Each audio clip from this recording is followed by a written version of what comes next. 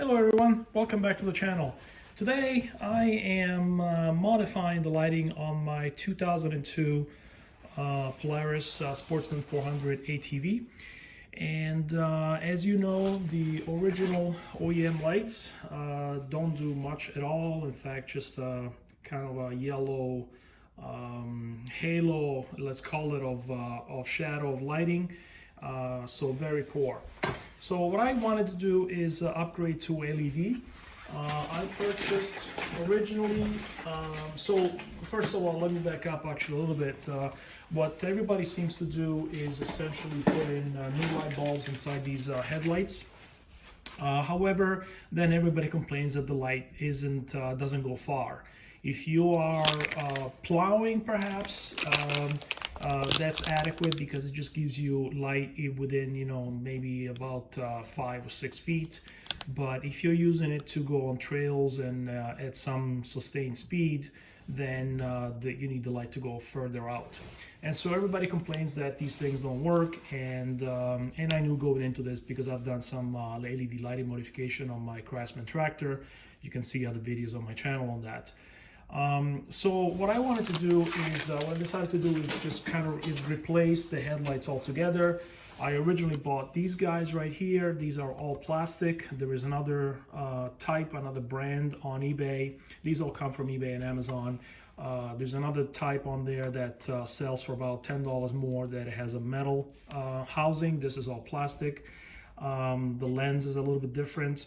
But these turned out to be very poor. All of the advertised lumens and power and all that, it's all BS. These things draw less than half an amp. So the lighting on these things was very poor. So I then switched over to these guys. So these are all metal. Again, you can buy these on eBay as well or Amazon. I think I picked these up on Amazon for $18 for the pair. And a lot of people complain that the brackets are not accessible once you put them on. Essentially, there's a bracket that bolts over there, and then once you put it on there on your bumper, I haven't drilled a hole yet here. Then the bracket is the bolt is hard to access from underneath in order to adjust the height of this thing. But again, it's really what I was looking for is something that has a low bracket, so that way it doesn't sit too high off of this bumper. So again, I haven't put that on yet, but I'll be doing that shortly. So really what I wanted to talk about is how I wired this up. So also what a lot of people do is they go in and modify so that you can have both the headlight over here, the high beam, and the low beams, let's call them, on at the same time. So I did that too. And I'll show you what I did here. And additionally, again, I knew that replacing this headlight isn't an option. And I also know that, again, putting in one of these LED light bulbs, just so that at least everything is white, kind of uniform across the lighting here, it wasn't going to give you that much lighting. So what I did is I'm going to be adding these spotlights right here. I haven't done this one yet. And I'll describe what that one's all about as well. So basically what I did here is I was looking for a connector that I could splice onto the new headlight here and to match the old one, but I just could not find it. As you probably know, these are these A11 light bulbs, which have a very small tiny connector, and I just couldn't find anything to match that. So it turns out though that the bulb in the headlight up here has an H11 equivalent connector. So I bought a bunch of these guys right here, and you put them together with the clips inside and the rubber grommets in the back. Basically crimp them on. I actually crimped them by pliers and soldered them on.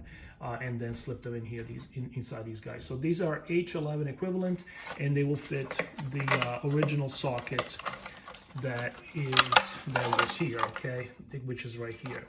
What I did is I then built basically an extension cable, so that way I plug it in here, I don't have to cut anything here, and I go into one connector here, another connector for the other light that will go here, and then back down to the light bulb that will go into the headlight. Additionally, as you can see here, there is a relay wired onto these two wires right here that turns on when the headlight goes on, and the switch turns on these two lights. So now I have both the high beam and the low beams on at the same time. Now, how did I do that? You can see that these wires are not going all the way out to the low beam headlights here, but they go into these wires. So it turns out this ATV, I don't know if other years are the same or whatever. Again, this is a 2002 Sportsman 400. As you can see, so what I did is I traced the green wires, which are the positive wires that go into the original headlights. And I traced them up here, and they go into this little terminal. Okay, so this splice, these wires all spliced together with a connector on the end, was already here. And by the way, so was this one here. Okay, this is a purple wire. It goes to a terminal. This one is actually a backup pickup point. So when you put this thing in reverse, there is 12 volts shows up on this pin, and I actually wired it to a headlight in the back. Let me just show you while I'm at it. Okay, so that headlight goes on anytime I put this in reverse, and I actually did that last summer. That was an easy modification. So back to this, again, I found that this green wire goes into a splice point right here, and so that's where I hook up one side of my relay switch.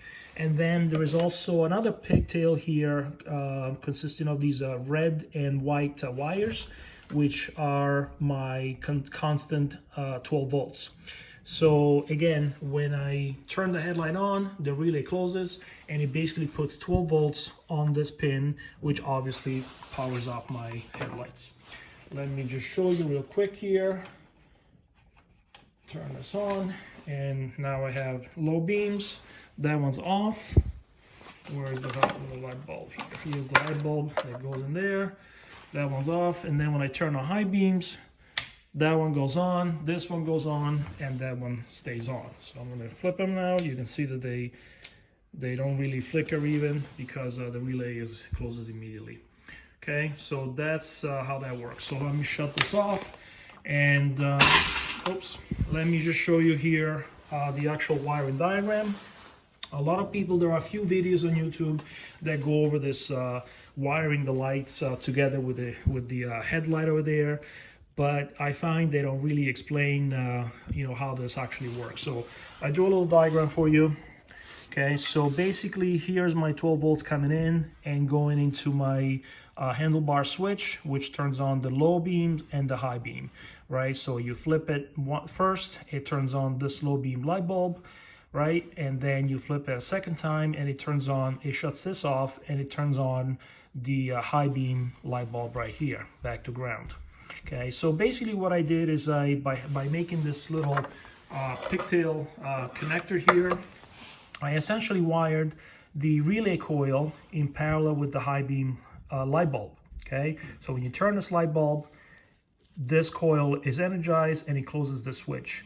Closing the switch closes these two contact points, R and G, which are that green wire that I showed you right there, and then the red wire that I showed you right there. Okay, and so basically it bypasses this switch right here, right? Here's the green wire, here's the red wire. It closes the switch with a parallel switch in parallel on that. And the beauty, of course, is that the current doesn't go through this switch, it goes through that switch right there, which has nice beefy wires. This is an automotive relay, so it's rated at, I believe, 30 amps, so it's got plenty of power to power up all this stuff.